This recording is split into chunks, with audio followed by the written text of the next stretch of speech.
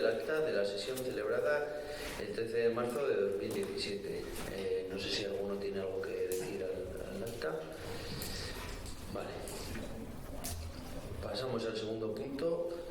El conocimiento de las resoluciones de alcaldía adoptadas desde el 9 de marzo hasta el 21 de abril de 2017. No sé si han pasado las resoluciones. No sé si tenéis alguna duda en alguna.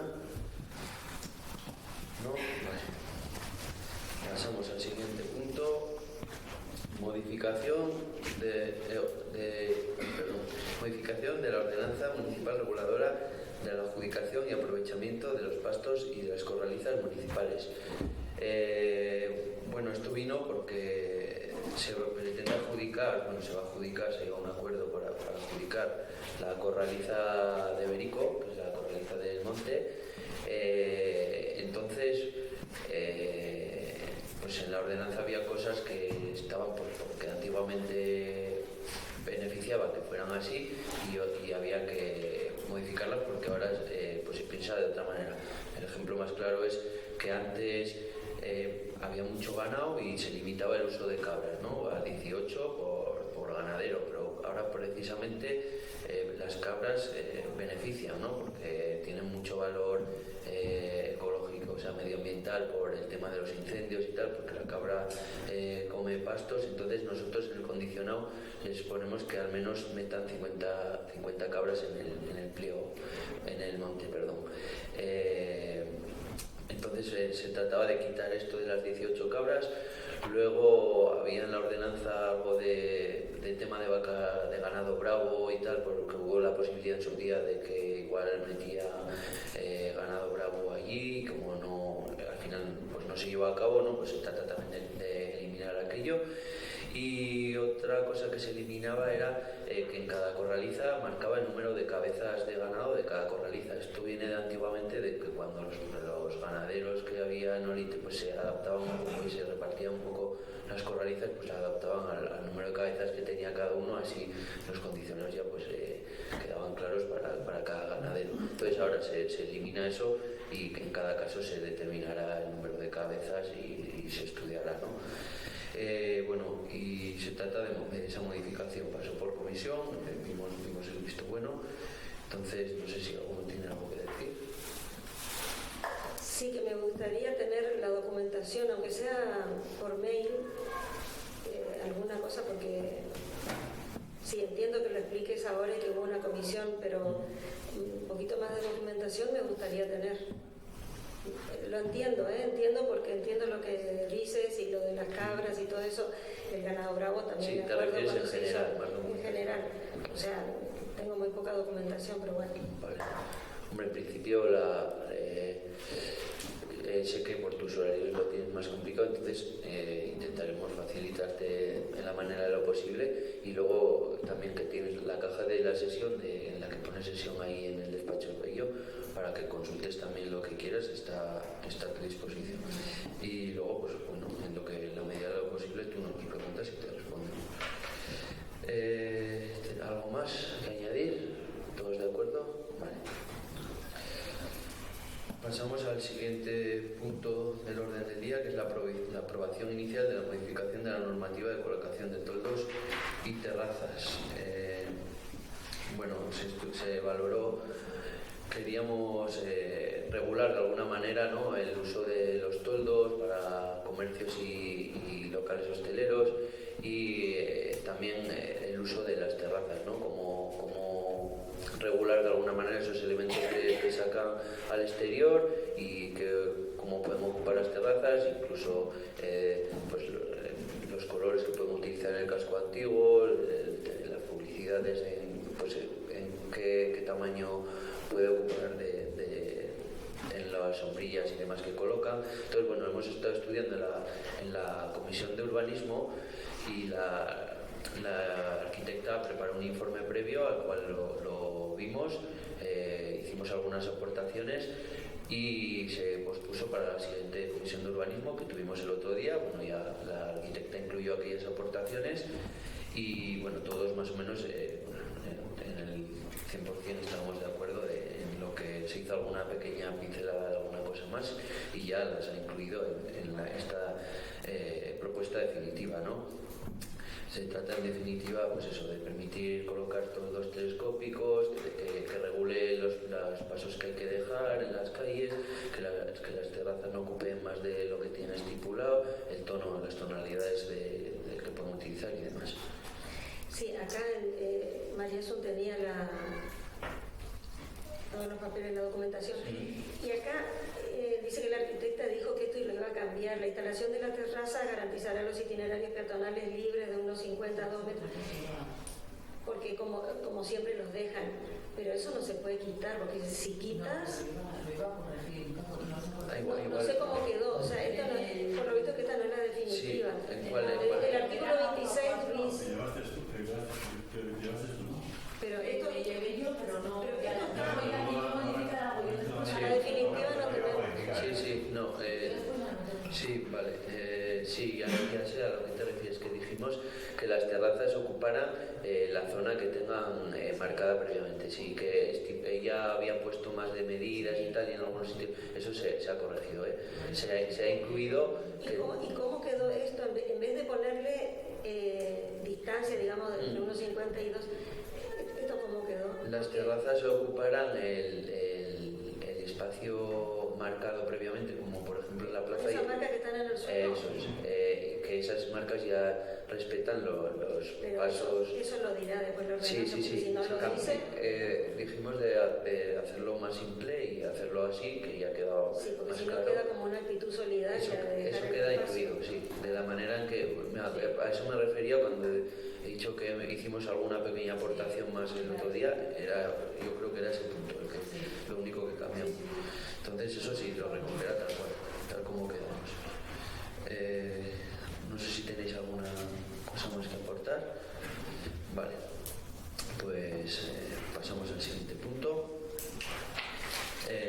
La adopción del acuerdo sobre la posibilidad de abrir ventanas de esquinas en el casco histórico. Esto en la anterior comisión de urbanismo, no, en la penúltima, había habido una solicitud con posibilidad de una construcción de una nueva vivienda en el casco antiguo, en el que proponían pues abrir ventanas en la esquina, ¿no? Y ya el propio PREPRI lo interpretaba la arquitecta como que no cabía, ¿no? Eso con la tipología de las construcciones típica y demás no cabía. Entonces nos hizo un informe y lo estuvimos valorando en la comisión de urbanismo y por unanimidad decidimos que era mejor mantener la estética pues típica, ¿no? Y que el que quiera tener pues 2 ventanas en una esquina pues que tiene que mantener un mochón de piedra o de fachada, ¿no? Porque si no estaríamos rompiendo un poco la estética general del casco antiguo. Entonces valoramos como buena esta propuesta y se trataba pues de traerla a pleno para ratificarla, ¿no?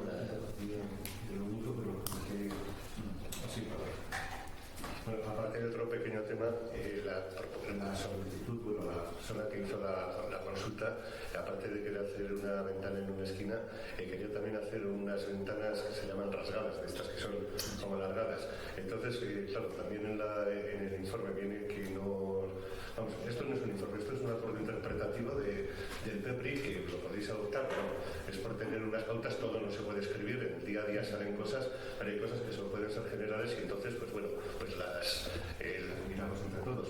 Entonces, también estaba este tema y bueno, la razón que dio la arquitecta, y bueno, es lógico, el PEPRI siempre dirá, pues para conservar las cosas, quiero decir, es un documento conservacionista y claro, pues al final dices, bueno, pues tiene que ser algo que sea parecido, no precisamente algo que choque. Si hubiera un edificio singular, extraño, yo que sé, que fuéramos a hacer un museo tipo Oteiza, dices, bueno, pues a grandes males, grandes remedios. También el Museo Oteiza, si alguien lo ha visto desde Pamplona, al principio era una cosa horrible, que se salía de todo o tal, ahora está un poco más integrado, porque por lo visto era verdad que se desgastaba el color de la piedra, pero bueno, obviamente si yo quiero hacer una casa como la del Museo de Oteiza al lado, pues no me dejan.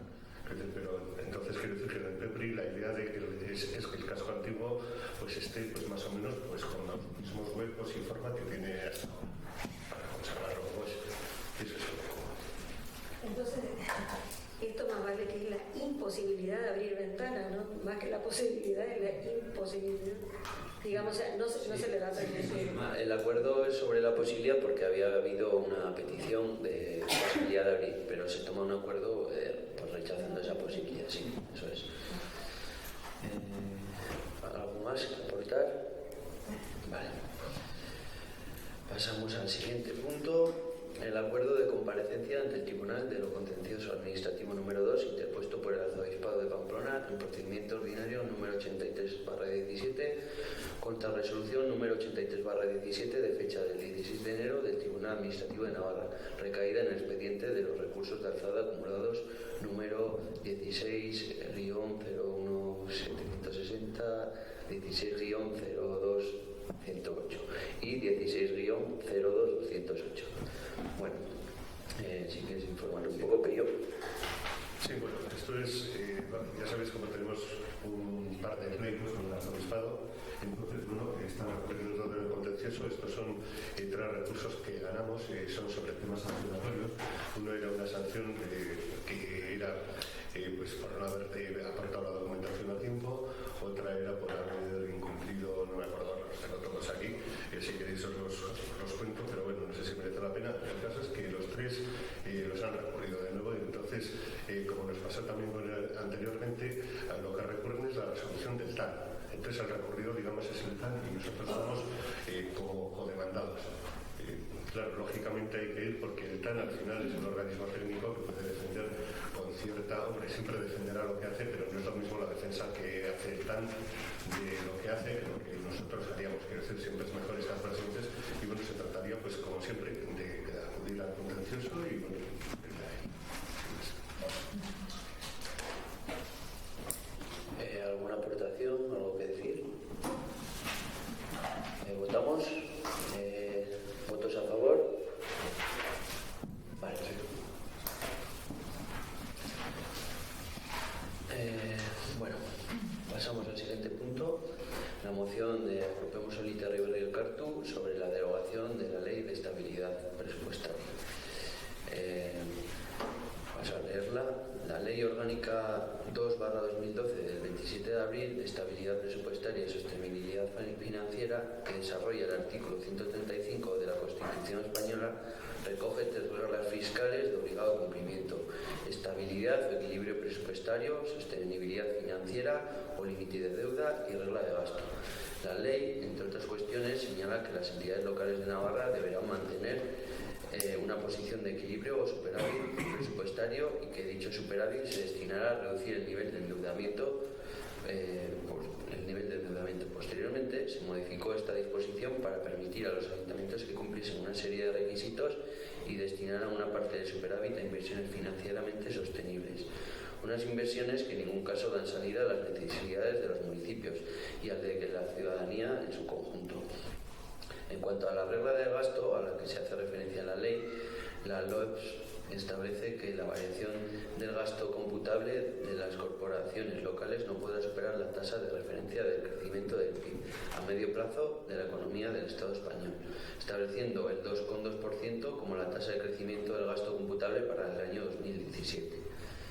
La aplicación de la Ley de Estabilidad Presupuestaria y las limitaciones que suponen su desarrollo son un ataque frontal a las entidades locales, sus competencias y su propia existencia, provocando un golpe durísimo al municipalismo.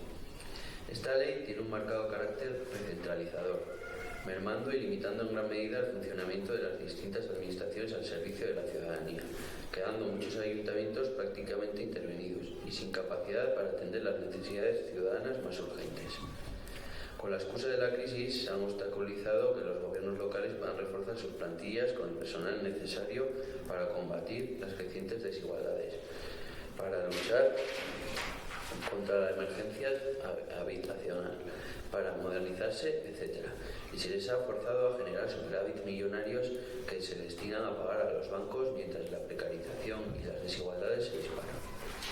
Así pues, ante las políticas de recentralización y de los recortes sistemáticos derivados de políticas de austeridad extrema, es necesario que se dote de mayor autonomía y potestad normativa a los ayuntamientos y que no se les obligue a acumular superávit millonarios en la caja destinados a amortizar deuda. porque las entidades locales necesitan esos recursos para asegurar la cohesión social, para apuntalar el tejido productivo local, generar actividad económica que reduzca el desempleo y para ayudar a quienes peor lo están pasando. En este contexto, los municipios de Navarra debemos seguir trabajando en la defensa de la autonomía que les corresponde por voluntad popular y por ley. La reivindicación y el desarrollo de las competencias que tiene la Comunidad Foral de Navarra para la administración y la organización de sus propias instituciones son la mejor muestra de ello. No es aceptable que la Ley de Estabilidad Presupuestaria usurpe esta potestad y someta a las entidades locales de Navarra a criterios económicos y presupuestarios que obstaculizan su buen funcionamiento y su capacidad de inversión. Por tanto, con la aprobación y desarrollo de esta ley, a las entidades locales de Navarra se les niega la capacidad de iniciativa que les corresponde como institución y, por supuesto, también a las entidades de instituciones del resto del Estado. Y esto no se debería aceptar. Más allá de partidos e ideologías, se trata de defender la potestad económica y financiera de nuestras instituciones. Entendemos que tiene que buscarse una posición común, compartida por todas las instituciones, para evitar que esta ley pueda seguir aplicándose y castigando a la ciudadanía de nuestros municipios. Es por ello que presentamos la siguiente moción para su debate y su aprobación. Punto 1. El Ayuntamiento de Lite-Riberri rechaza el contenido de la Ley Orgánica 2/2012 de 27 de abril de Estabilidad Presupuestaria y Sostenibilidad Financiera aprobada y aplicada por el Gobierno de Madrid el 12 de abril de 2012. 2. El Ayuntamiento de Lite-Riberri insta al Gobierno a adoptar urgentemente las medidas necesarias para derogar la Ley de Estabilidad Presupuestaria y Sostenibilidad Financiera en el espacio de tiempo más breve posible. 3. El Ayuntamiento de Lite-Riberri informará a la ciudadanía del contenido de este acuerdo a través de los medios a su alcance. Y 4. El Ayuntamiento de Lite-Riberri notificará el acuerdo adoptado al Ayuntamiento de Pamplona y Iruña, a la Federación Navarra de Municipios y Concejos, al Gobierno de Navarra, al Parlamento de Navarra y al Ministerio de Hacienda y Administraciones Públicas. Vale. Bueno, esta moción surge de una reunión que tuvimos en Pamplona, en Iruña, de los alcaldes de mayor población de Navarra y las casas de blindad. Y bueno, surge porque esta ley lo que a los que castiga, digamos, a los que más castiga es a los que mejor hacen los deberes, ¿no? Hay poblaciones, bueno, la misma Pamplona con remanentes de 64 millones de euros que no los pueden utilizar más que para inversiones sosteniblemente financieras. Es decir, un ejemplo claro, podrían hacer una casa de cultura, pero no la podrían dotar de servicios porque no se lo permitirían hacer con ese remanente. No sé, a mí me parece que los que, por ejemplo en nuestro caso, que estamos en una situación económica, sí que tiene que haber cierto control, ¿no? Pues porque estamos en una situación económica mala y hemos hecho mal los deberes. Pero esta ley tan restrictiva lo único que hace a nuestro criterio es castigar a los que sí que tienen posibilidades de hacer cosas porque su economía está saneada. Incluso allí mostraban ayuntamientos que no tienen ni deuda, que están sorprendidos porque no pueden hacer nada. Entonces de ahí entre todos consensuamos esta moción para presentarla.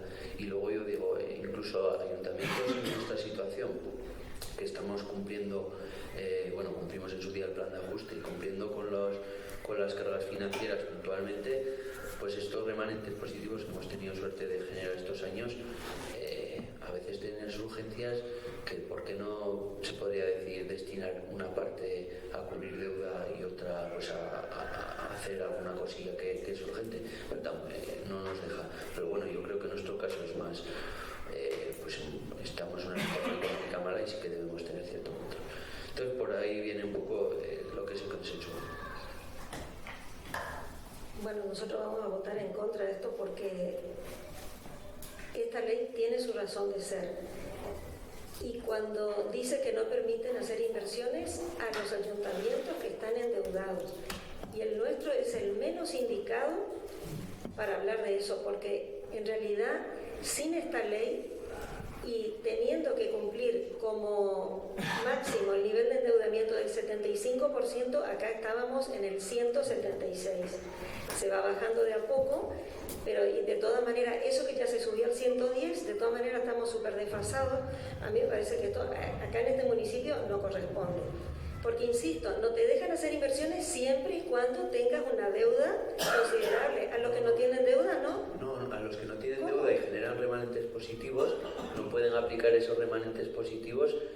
Es así, tengo mis dudas, porque yo conocía ayuntamientos que tenían una mínima deuda y como con el remanente de tesorería no querían achicar la deuda, la ley no les permitía. Con el remanente de tesorería solo te permite aplicarlo para inversiones financieramente sostenibles en el tiempo. Es decir, no puedes crear un servicio, por ejemplo. Ya, pero un ayuntamiento que tenga remanente de tesorería y tenga deuda, no lo puede hacer. Pero un ayuntamiento que tiene remanente de tesorería, sí, no, y sin deuda. O sea, allí se expusieron casos y había además diferentes casuísticas a nivel de Navarra, en los que había ayuntamientos que no tenían deuda, en los que había ayuntamientos que tenían deuda pero generaban remanentes millonarios. Pero ¿cómo no te van a permitir si la ley es de estabilidad presupuestaria? O sea, si tenés la estabilidad presupuestaria... Pues es una ley tan restrictiva... No sé, a mí me parece que acá no corresponde. Es una ley tan restrictiva que impide pues que precisamente los que mejor hacen sus deberes y los que mejor son a los que más castiga. Y es así. Y los ayuntamientos que están en muy buena situación económica... y le ponen vereda a los que no hacen bien. Porque también, o sea, uno dice los más castigados son los que hacen bien los deberes. Y a los que no hubo que meterlos en caja, porque si no, ya te digo, si con un nivel de endeudamiento máximo del 75%, acá estábamos en el 176, además acá por ejemplo hay un remanente de tesorería creo que de 116.000 euros. No tiene ningún sentido, y te he repetido que la nueva ley de estabilidad presupuestaria que se tendría que trabajar, los que están en una situación económica mala deberían tener el control que deberían de tener, porque han hecho mal sus deberes, pero nunca pues castigar a todos los que lo están haciendo bien y generan esos remanentes, que al final la ciudadanía tiene unas necesidades que no se pueden cubrir por esta ley tan restrictiva.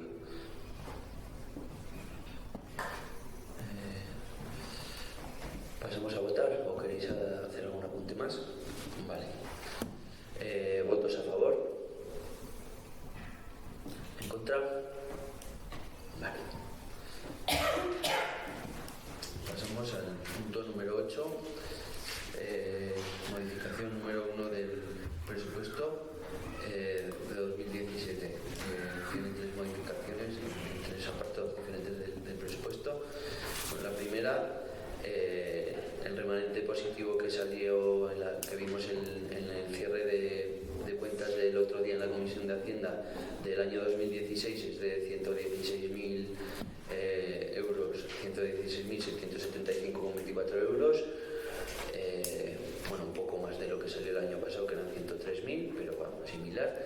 Y bueno, se propone, la interventora propone darle de alta en gastos como amortización de préstamo y en ingresos pues con el remanente generado del año 2016.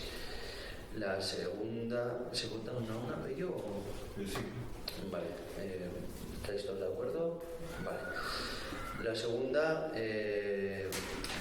se propone, aquella casa de la Plaza de los Teobaldos en el que el ayuntamiento hizo de mediador y los vecinos, los propietarios iban a hacer unas aportaciones para poder gestionar la obra, se hicieron en 2016, pero falta alguna aportación por realizar porque no se ponían de acuerdo y tal. Bueno, hemos dado un plazo estipulado para que hagan esas aportaciones y poder realizarla, y si no, pues tendremos que tomar otras medidas, pero estas aportaciones que ya estaban hechas eran del 2016. Entonces se trata de darle de alta en el presupuesto de gastos de 2017 y en ingresos pues con remanente de tesorería pues de esos ingresos propios. El remanente se refiere no al remanente que ha sido eso es, el remanente de la aportación. Cambiar de año Vale. Vale. Y la siguiente se trata de hacer una ampliación de crédito en la de reparación y mantenimiento de calles. Y presupuestamos 42.000 euros y se le propuso a la interventora una memoria valorada para acometer el parchado de lo que es la carretera en su transcurso por el municipio. Luego también el pedacillo que se había quedado de la calle Pitillas, que une con la calle Funes, creo que es. Y la trasera de la calle Larraga, otro pedazo que tiene sin asfaltar. Sí, pero al final, como apañamos los avales y eso lo solventamos, digamos, aquello que teníamos lo ajustamos y ahora se trata de hacer eso y la trasera de la calle Larraga, un pedazo que tiene de camino con el objetivo de hacer sentido único para hacer el colegio más accesible. Entonces, como ya había imputado algún gasto a esa partida, dijo que se quedaba insuficiente, ¿no? Entonces proponía aumentarla en 8.000 euros que salían de la... Bueno, teníamos un ingreso no reconocido en presupuestos de 40.000, que era... ¿40.000 eran, Bello? Sí. De la subvención que obtuvimos por el PEPRI. Entonces, como no, ella propuso incrementar los 8.000 euros esa partida que salían de ahí. Entonces, eso es un poco el tema. ¿Votamos o todos de acuerdo? Vale. Bueno, pues damos por finalizado. Bueno, no sé si quería meter algo de urgencia. Sí, teníamos una moción que se me pasó el momento y cuando mandé ya estaba hecha en el orden del día, pero dije que se podría pedir en este momento. Sí, sin problema. El Gobierno de Navarra ha presentado un borrador de decreto por el que se regula el uso del euskera en la administración pública foral y las entidades locales. Asimismo, se determina la puntuación que se debe de otorgar a esta lengua a la hora de optar por un puesto en las administraciones, tanto si es un criterio opcional mérito como obligatorio preceptivo. La localidad de Olite se encuentra en una zona no vascófona de acuerdo con la realidad sociolingüística de Navarra, donde el euskera no es lengua oficial y la inmensa mayoría de ciudadanos no la habla ni conoce. En esta zona la lengua oficial es el castellano. No obstante, el borrador del decreto presentado establece que se podrá puntuar como mérito el euskera con un porcentaje de hasta el 7% en los procesos de ingresos y 6% en provisión de plazas, tanto si las plazas forman parte de la administración foral como de las plantillas orgánicas de los ayuntamientos que así lo determinen. Además, la administración foral y las entidades locales de la zona no vascófona podrán especificar puestos de su plantilla orgánicas donde el conocimiento del euskera sea preceptivo, es decir, obligatorio. Por poner un ejemplo, en el caso concreto de optar por una plaza mediante concurso de traslado en la zona no vascófona, la valoración de saber euskera en una zona donde mayoritariamente no se habla, no es oficial, no la habla ni conoce el 93,7% de la población, es el equivalente a casi 3 años de experiencia profesional y más valoración que un máster. Por otro lado, la valoración del euskera también se incrementa para acceder a una plaza en los servicios centrales de la Administración, los que independientemente la zona lingüística en la que se estén ubicados son de carácter general para toda la población o se prestan para la población de una zona lingüística desde otra zona. Estos requisitos impiden que quienes no hablan euskera puedan acceder a un puesto en la Administración, ganar un concurso de traslados o obtener una jefatura. La excesiva valoración que se otorga a esta lengua hace imposible que en la práctica que quienes no la hablan puedan concursar con condiciones de igualdad. Por todo ello, el Ayuntamiento de Olite acuerda solicitar al Gobierno de Navarra la retirada inmediata del decreto por el que se regula el uso del euskera en la Administración, ya que impide que los navarros que no hablan esta lengua, que son la mayoría, puedan ocupar o acceder a un puesto de trabajo en la Administración Pública y en las entidades locales, teniendo en cuenta que la zona no vascófona el castellano es la única lengua oficial.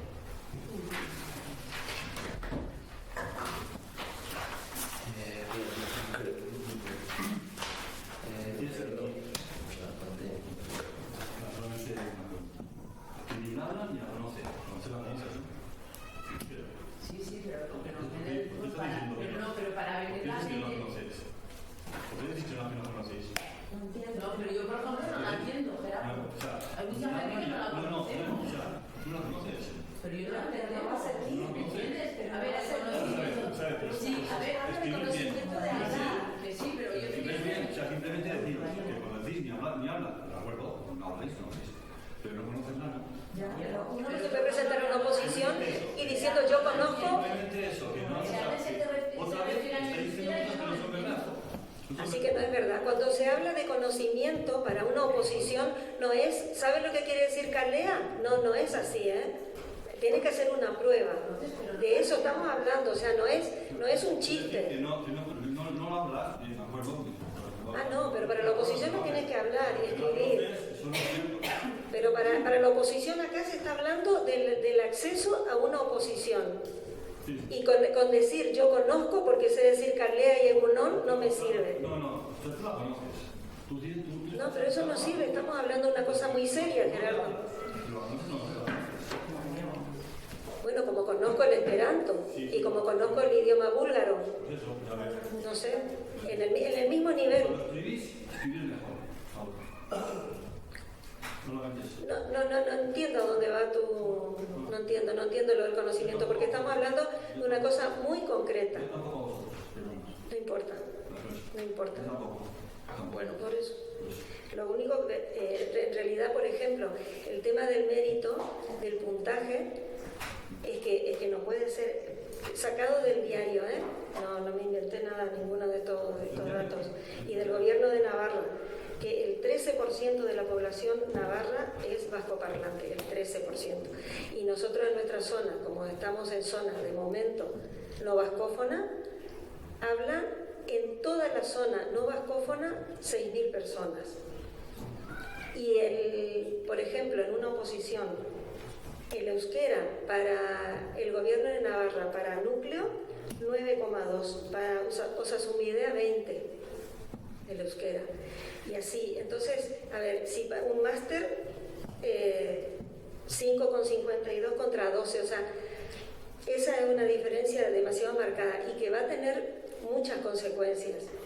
O sea, por más que expliquen que participar después, pertenecer a la zona mixta no va a tener consecuencias, es muy discutible porque si no va a tener ninguna consecuencia, quedémonos como estamos. No estamos de acuerdo con eso. creo que Maite quería responder, ¿no? Una cosa. Bueno, yo en principio, en primer lugar, quería decir que me parece absurdo que se pida que se quite un borrador. Los borradores son para trabajar, se pueden modificar, se pueden quitar, se pueden poner, pero son para trabajar. Entonces me parece absurdo que se pida que se quite un borrador de una cosa que no está en vigor. Es un borrador que está para trabajarlo. Eso es lo que primero. Es como que nos pongamos a trabajar acá en un borrador. No. ¿Sabe cómo va a terminar el borrador en la votación final? No me refiero precisamente a la política del INTE. Vamos, un segundo. Vamos a tener un turno y cuando acabemos respondemos a todas y vamos llevando orden, si os parece. Vale. A pesar de que me parece absurdo, bueno, pues diré, la moción, en primer lugar, tiene el título ya equivocado. Hay que ser real, pues hay que plantear lo que es realidad, lo que es la verdad. No hay que inventar títulos de los borradores. El título se llama Decreto por el que se regula el uso de las lenguas propias en la administración pública y las entidades locales. Ese es el título exacto. Bueno, esa es la primera puntualización. Es un borrador. La realidad sociolingüística a la que hacéis referencia ahora, la realidad es que hay 40 municipios que queremos pasar a la zona mixta. Esa es la realidad sociolingüística, no la que existe con la ley del vasco. Esa es la realidad. La realidad sociolingüística es que ahora hay 20 adultos intentando aprender euskera, que ha habido 63 adultos que querían hacerlo, que por diferentes motivos no han podido. Esa es la realidad sociolingüística de OITE. La realidad con datos reales. La realidad es que hay un montón de niños que han estudiado desde hace 25 años en la Ikastola, que saben euskera, que lo conocen, que lo hablan, y te diré el dato que has dicho antes: el euskera se utilizado activa y pasivamente en Navarra por 124.000 navarros, de 640.000 que somos, el 23% de la población. En la administración pública, para que sepas lo de los méritos, lo del euskera, que si se mete a gente del euskera, que si no se mete... Hay 23.000 contratados en la administración pública. El 88,6% tiene el requisito de castellano. El ratio de contratado de la administración pública por castellano hablante son 27 habitantes. Hay 148 puestos de trabajo, el 0,9%, cuyo requisito era euskera. Requisito. El ratio es 838 habitantes por trabajador de la administración pública que sabe euskera. Esa es la imposición que existe ahora. Esa. Luego, en el escrito este que habéis presentado, habéis dicho muy bien, establece que se podrá puntuar como mérito. Se podrá, efectivamente, se podrá, el que quiera, y la cantidad que estime oportuna. Efectivamente, el mínimo es el 6%, pero es que en la actualidad están mirando yo méritos que se piden para que se dan al euskera para que la gente pueda trasladarse y se dan el 5%. Ese es el mérito que se da ahora en la actualidad, con lo cual ha subido un 1% nada más. Esa es la realidad.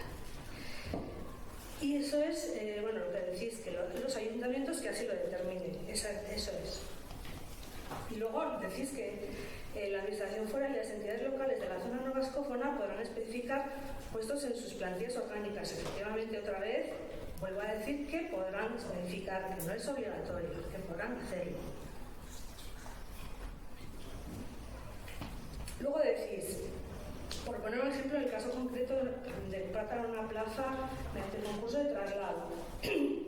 Bueno, yo quisiera preguntar, ¿concurso de traslado de dónde a dónde? Entre administraciones locales, que yo sepa, no hay concursos de traslado. Con lo cual, estos concursos de traslado se darían en la administración central.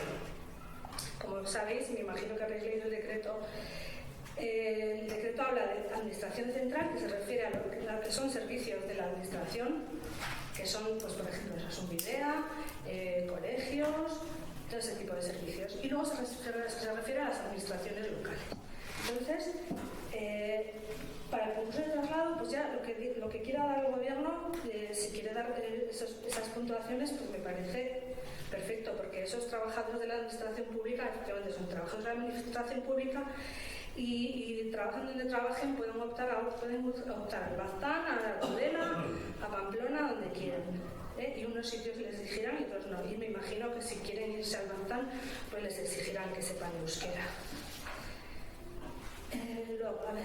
Luego deciros que en la zona no vascófona, a pesar de decís que el 97,3% de la población no sabe euskera, es cierto, lo dice la encuesta sociolingüística, pero yo quisiera reseñar que eso es en la población en general, pero entre las personas de entre 16 y 24 años, ese porcentaje cambia porque existen un 8,6% de bilingües, con lo cual ha aumentado mucho. ¿Por qué? Porque se ha trabajado por el euskera entre los niños con el modelo de encastolas. Eso quiere decir que si a la gente se le deja estudiar en el modelo que quiere, opta por el euskera. Y decir que lo que decías del máster, bueno, pues se puntúa como un máster, sí. No, porque estaba mirando yo, tengo aquí yo los baremos, Yo tengo los baremos del gobierno de Navarra.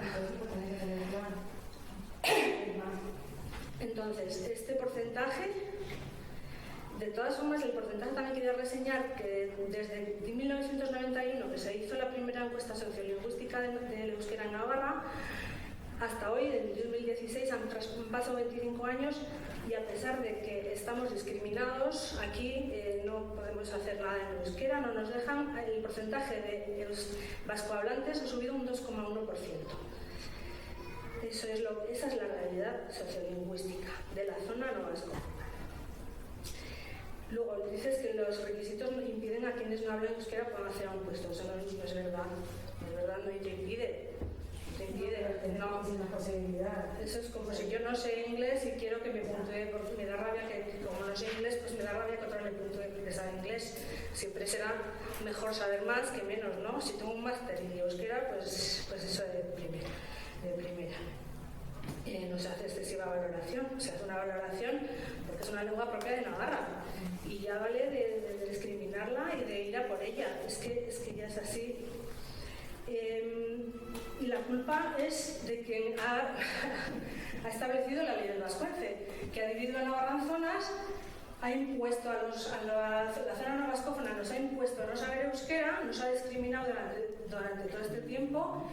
Mientras que a la zona norte, a la zona mixta, podían estudiar en euskera, podían tener servicios en euskera. Ha sido una discriminación. Eso sí que es una imposición. Eso sí que es una imposición. Vamos a dejar a la gente que elija lo que quiera. Que elija, si quiere euskera, que elija euskera, por favor. Y al que no quiera, que no lo use. Si no se trata de imponer. O sea, aquí que use. Si yo quiero estudiar en euskera, pues que me dejen estudiar en euskera. Así de claro. Esto es así. Muy bien. Bueno, un modo de réplica. Bueno, sobre lo que decías, el título de la moción dice moción por la que se insta al gobierno de Navarra a retirar el borrador del decreto. O sea, no había error, dice borrador del decreto. Pero lo que sí, en realidad, no sé por qué todo el rato decimos euskera, tendremos que decir vascuence si queremos ver con propiedad, porque si no, como que diga yo hablo English, tendremos que decir hablo vascuence, por ejemplo. Pero el título estaba bien. Después cuando hablas así como Maite, por favor, vamos a ver así de una demanda de los 20 que se apuntaron 63 yo por ahí más de una vez pensé, digo, pero en un sitio, si es tan grande la demanda de euskera, ¿cómo no hay academias particulares? O sea, de pagar. De pagar, no te digo subvencionar, mucha gente que se puede apuntar, pero de pagar, digo yo, ¿cómo no hay academias en euskera? Aquí en Castola creo que conozco una maestra particular de apoyo escolar, ¿entiendes? Y por ejemplo, academias de inglés, acá en este pueblo hay dos, así al pasar, ¿no? Después cuando dice que son bilingües, pero también hay un estudio de que los bilingües de la zona vascófona no todos hablan bien el vascuence. O sea que aparte de eso, y repito lo de que es un borrador y que sí que se lo va a trabajar, pero ya sabemos qué va a pasar. Y a mí me parece que la zona, o sea, están claramente diferenciadas, o sea, no hay que imaginarse nada, ver la realidad de tu entorno y ya está. O sea, a mí me parece que no es necesario, porque estamos hablando también de dinero. Acá no solo estamos tratando porque parece una cosa como retórica, que estamos hablando de la tradición, de nuestro ser interior y no sé, de antaño. No, estamos hablando también de dinero público, porque todo esto va a implicar un montón de dinero para implantar esto. Y lo de los baremos y todo eso, habría que revisarlo de verdad, ya que es un borrador, habría que revisarlo. En una de esas sale mejorado, pero de momento, los que no sabemos euskera sí que vamos a ser los auténticos discriminados y somos bastante más de los que hablan vascuence. Bueno, yo solamente quería apuntar que, estando todos en España, que tengamos ya como una nación las mismas posibilidades culturales de aprender lo que nos dé la gana. Estamos en una zona vascófona del País Vasco, que en realidad en Navarra es donde nació el vascuence, en Navarra, en el norte de Navarra. Entonces, que tengamos la posibilidad de que todos los españoles aprendan culturalmente lo que quieran, todos, en la zona donde les toque, gallego, andaluz, catalán, lo que quieran. Posibilidades las mismas, culturalmente. ¿Qué ha pasado con el vascuence? Nos preguntamos el por qué, desde principios de siglo, hablo de 1900, el por qué ha habido una diferenciación tan grande de la zona vascófona del norte, tanto la zona norte lindando con Guipúzcoa, lindando con Vizcaya, porque ahí se ha conservado más que en lo que es ya Pamplona Centro y el sur de Navarra. Porque, hombre, hay toponimos que sí que se han conservado, muchos, porque también hay toponimos ingleses, alemanes, mozárabes, de lo que quieras. Pero ¿por qué se ha conservado más en toda esa zona norte? Que aquí nos hemos preguntado. Segundo.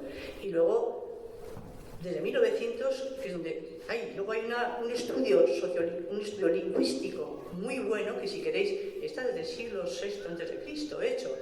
Lo ha publicado el Instituto Iberoamericano de la Lengua. Yo lo puedo traer, lo he fotocopiado entero, es un tocho, lo traeré. Y hay uno, lo estudié, y es una gozada estudiar todo, cómo ha nacido todo el tipo de la lengua. Y sí que es verdad que habla de Vascuence, pero mucho, Pero te centra muy bien la zona y cultural. Me puedes decir, ¿qué pasó en 1900 o a continuación sobre el euskera? El euskera no, era el vascuence, porque eran provincias vascongadas. Las vascongadas eran vascongadas por Navarra, porque Navarra fue la cuna del vascuence. Y los vascones, que los vascones no quiere decir vascos, no quiere decir vascos. Que es que la historia hay que contarla de entero. ¿Por qué ahora mismo hay esta pugna que es una pena con cosas culturales que haya una guerra? ¿Por qué? Porque se ha politizado. Y mientras se politicen las cosas, la cultura no va a avanzar.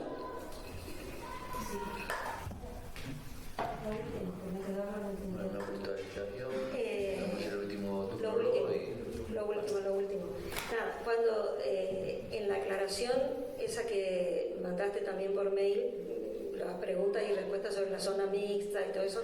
Perdona, pero por mail yo no he mandado, es que a esto sí, te iba a contestar después, pero yo por mail, asociaciones de como has comentado, bueno, o habéis en vuestro escrito, que se había enviado por mail a asociaciones y demás.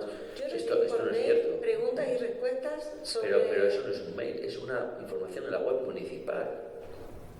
No, un mail por correo electrónico no has podido recibir eso del ayuntamiento, porque eso no es así. Bueno, de todas maneras, lo dijo Maite, mamá, después ya voy a averiguar cómo me enteré. Podrán, que no es preceptivo ni obligatorio, por ejemplo, contratar un técnico en euskera, vascuence.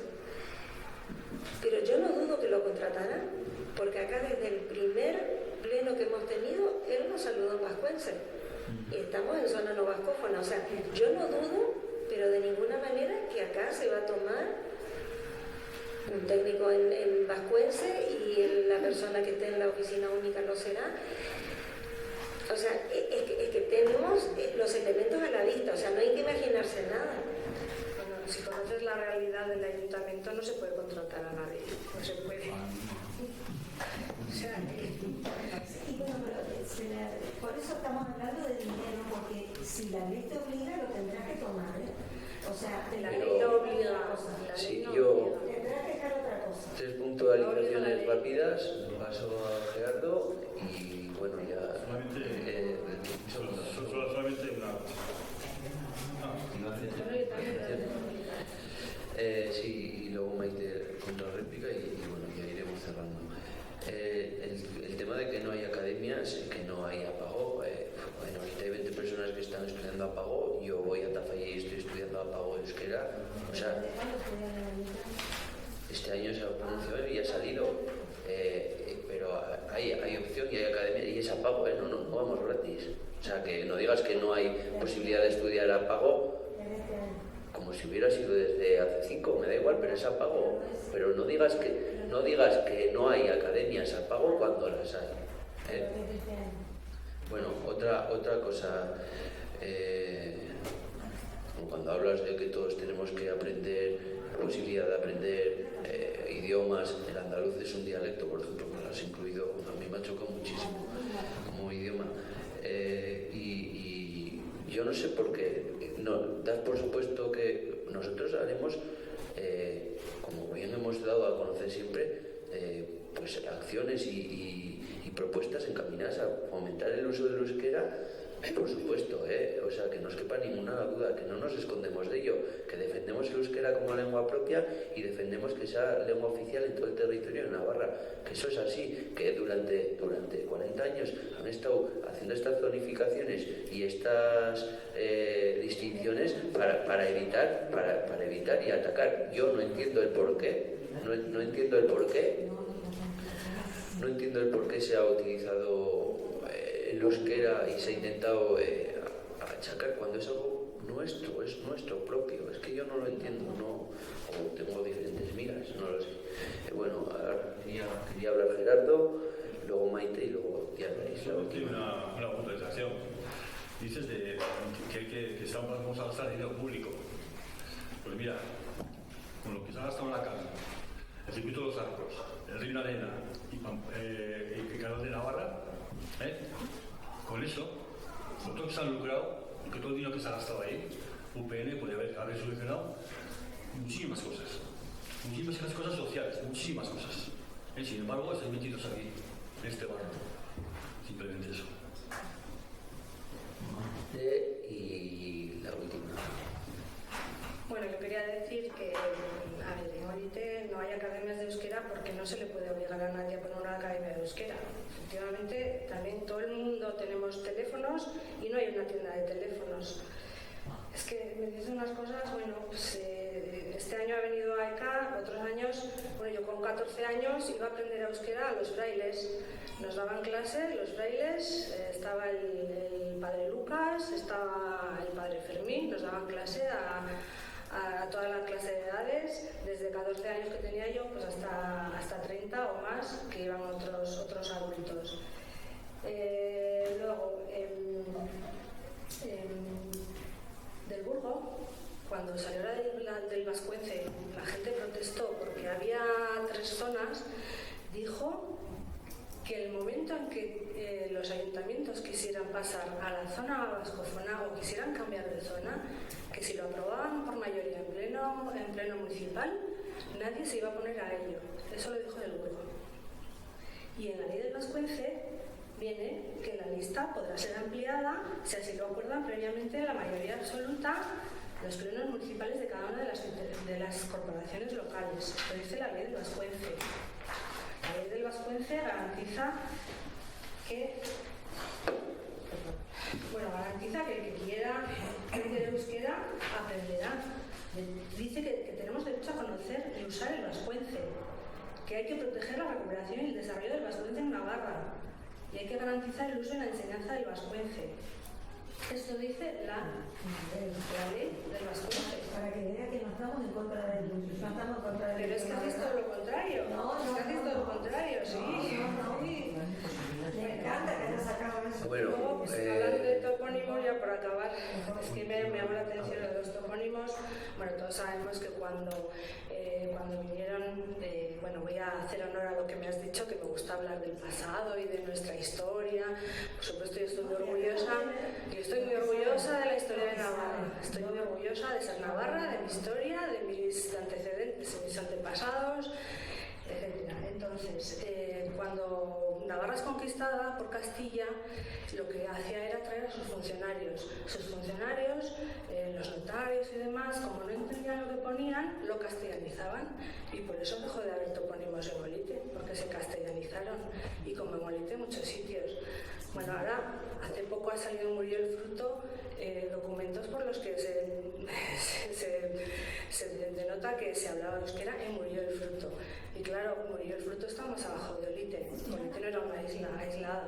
O sea, son cosas, están apareciendo documentos que son innegables. Vale, últimas aportaciones. No, a mí me ha llegado trabajos, sobre todo aquí de Olite, porque he contado, que aquí no hasta la fecha de hoy, a lo mejor si los tenéis ahí, a mí me encantaría, porque a mí me encanta muchísimo la historia y la arqueología sobre todo, que no se ha encontrado ningún escrito que diga que en Olite se hablaba el vascuence, que sí que hay muchos toponimos, cantidad, pero que nunca se ha encontrado, han venido aquí a buscarlo y no lo han encontrado. Es más, si personas de 100 años y 100 y pico de años en Pamplona, en Navarra, no hablaban vasco, siendo hijos de vascos, ¿por qué no hablaban? De 100 y pico años, ahí no estaba Franco, ni nadie que prohibiría. Y te hablo de mi madre y siendo mi abuelo vasco 100%, que yo lo sé por él, el vasco.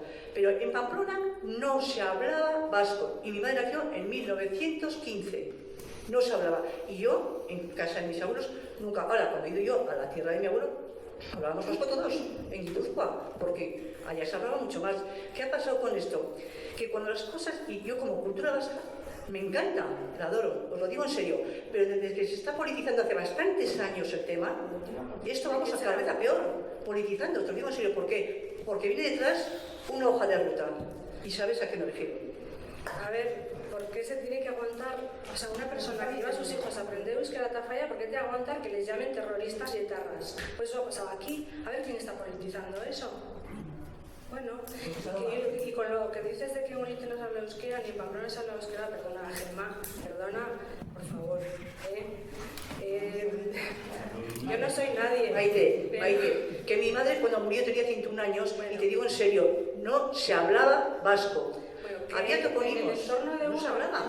En Pamplona, ojo, en Batán, Elizondo, Sant Esteban, por supuesto que estaba ahí, y en Veraneau, por supuesto que sí, porque estaba más próximo al Pirineo, a las zonas de Guipúzcoa, y de hecho yo tengo casa en la Feitia, que ahí sí, pero que te lo digo en serio, con todo lo que hago la cultura vasca, que te lo dije una vez.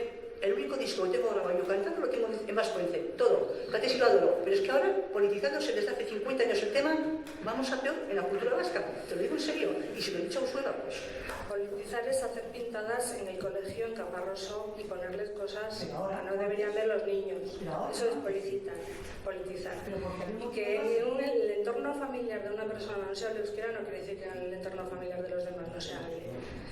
En mi casa no montamos a caballo, pero por ahí sé que montan a caballo. Y luego nada, por una cosa, he sacado lo de los méritos que he dicho antes, un boletín del 19 de julio de 2010, el boletín 87 del Gobierno de Navarra, dice, por conocimiento de francés, inglés o alemán, como lenguas de trabajo de la Unión Europea, hasta 5 puntos por cada uno de ellos. Por conocimiento de los vascuence, hasta 25 puntos. Y ahora se va a puntuar 6. Y ya está. Un inciso. Para que te quede aquí, mi abuelo era de Mendralia y mi bisabuelo hablaba bajo el Yo, Maite, corregirte y decirte que Navarra nunca ha sido conquistada, ha sido anexionada.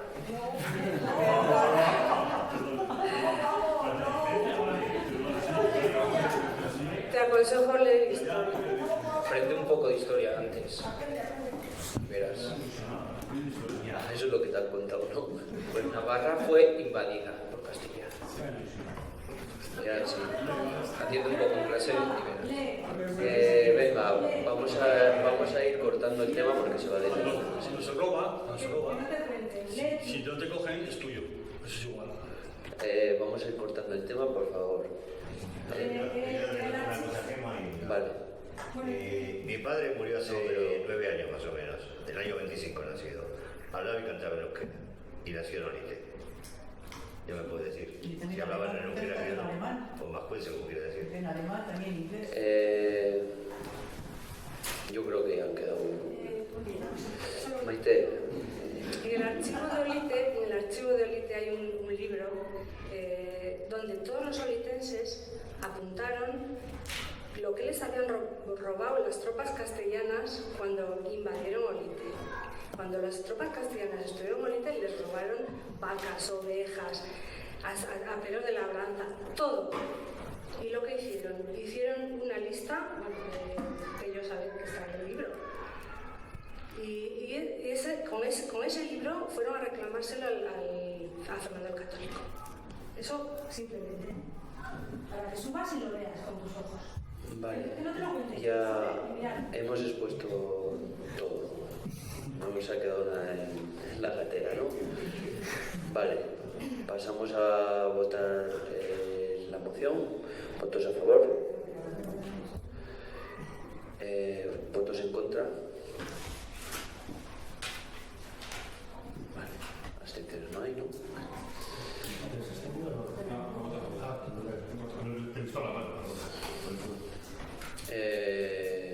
Vale.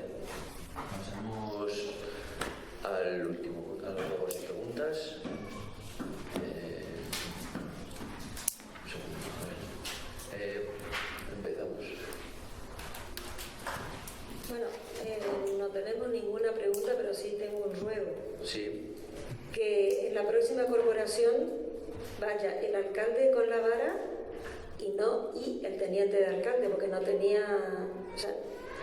O se confundieron Poder Judicial con... No sé qué fue. En muchos municipios el teniente alcalde lleva vara. Y acá en Olite solamente cuando sustituye al alcalde. Josefina, tenemos 2 varas y normalmente aquí, como es costumbre, lo lleva el juez de paz.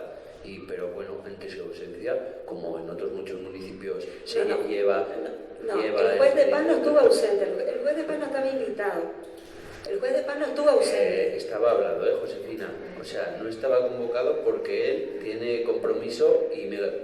Hombre, Josefina, que yo hablo... Estaba convocado, sí. Hombre, pues si yo le pregunto y me dice que tiene compromiso con la Veracruz, o creo que es con la Veracruz, pues ya lo he hablado, no le mandé la convocatoria, siempre se le manda la convocatoria. No, pero a mí no me explica, o sea, yo lo único que digo es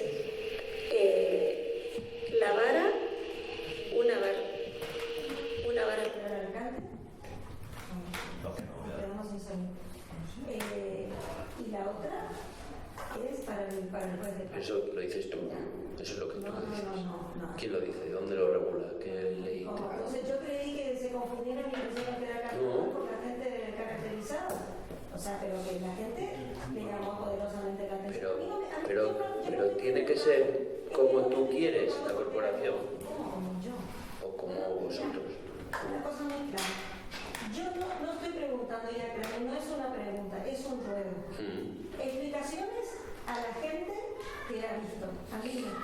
Yo creo que al 90% de la población olitense es que ni le gustó ni no le gustó, es que simplemente le da igual. Todo el otro 10% no se preguntó. Le da igual, sí, igual, pues eso. Puede ser. Y que bueno, con esa decisión, ¿qué consecuencias tiene catastróficas para nuestro municipio que Alejandro Antoñanzas coja la vara? Pues ninguna, pues la vara está ahí y en otros municipios, pues el teniente alcalde siempre lleva vara. Aquí da la casualidad que tenemos 2. Pues mira, cuando en esa ausencia, pues se la cedí y no era la primera vez, porque en otra ocasión la sacó. Entonces... Me parece oportuno hacerlo, pero improcedente bajo tu punto de vista.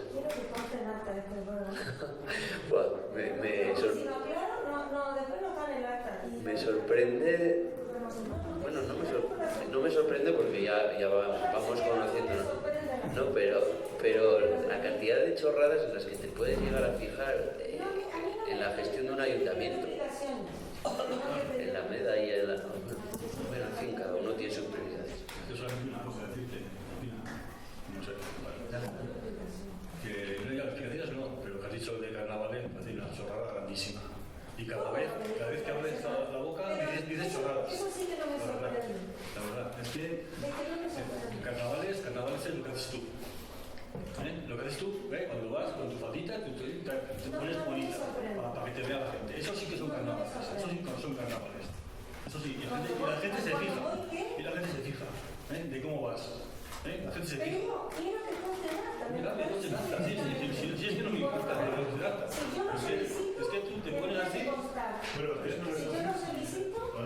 si eso no es así reglamentariamente, ya veré lo que pongo y lo que no pongo. Y de momento estaba con el bolígrafo así, con perdón, y lo digo más que por ti, por él, porque con el debido respeto, y si alguien me quiere sancionar, me sanciona, parecía una chorrada empezar a hablar estas cosas. Pero estaba por esto así.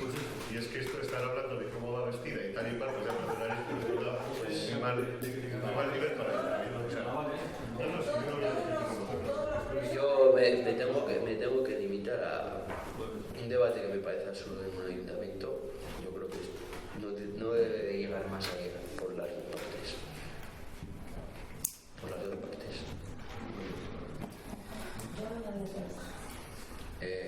¿Alguna cosa más? Sí, yo. Alejandro. Me gustaría que el Ayuntamiento de Olite Riberri considerara, condenar a los homenajes que han recibido esta semana José Sanjurjo Sacanel, José Utrera Molina y Joaquín García Morato. El primero, José Sanjurjo Sacanel, en un entierro con honores donde acudieron el comandante general de Melilla y el alcalde de la ciudad autónoma. Creo que no hace falta decir que fue uno de los partícipes del comienzo del golpe de Estado. El segundo, José Utrera Molina, en su entierro donde se oyeron vítores franquistas como el himno de la Falange o el Carasol en el año 2017, incumpliendo la ley de la memoria histórica y democrática. Al tercero, Joaquín García Morato, el Ejército del Aire le define como un héroe indiscutible, pese a ser uno de los máximos responsables de los bombardeos franquistas sobre Andalucía durante la Guerra Civil. Y María Dolores de Cospedal visitó sus restos junto al alcalde de la ciudad, Francisco de la Torre, también del PP. Además, me gustaría que se posicionara en contra de todas esas personas que se han lucrado a costa de dinero público, que cada día salen más ranas de diferentes lugares de la geografía.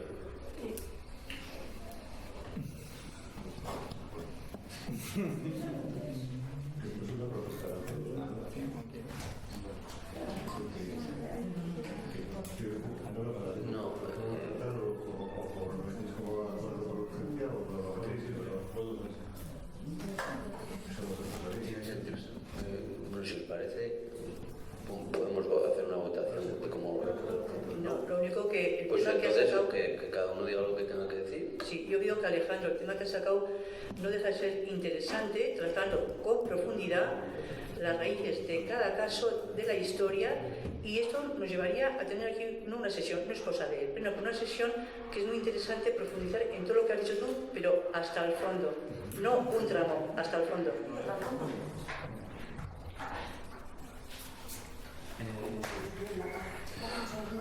¿Alguien tiene alguna aportación que hacer? ¿Más?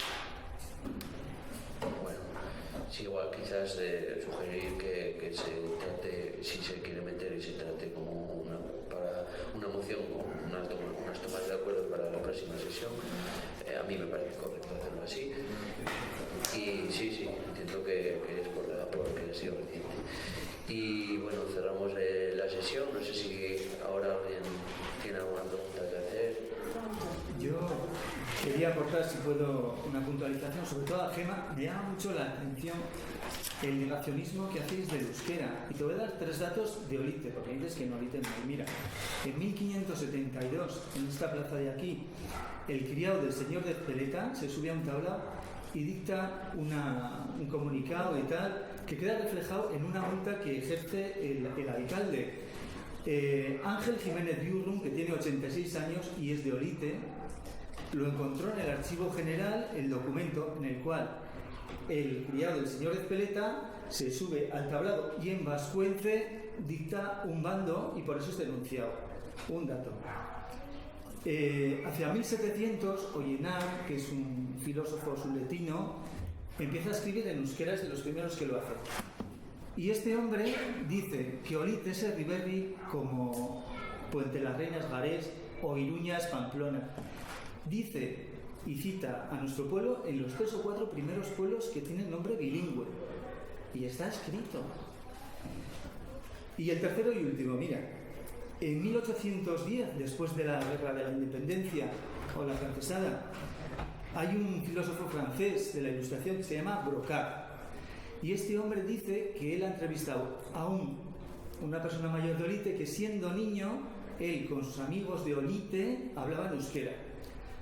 Cuando quieras te enseño los documentos, desde el que hay en el Archivo General hasta este de Ollenar o de Brocard, para que veas que hay datos fehacientes con fechas y es que no entiendo ese negacionismo tan preocupante.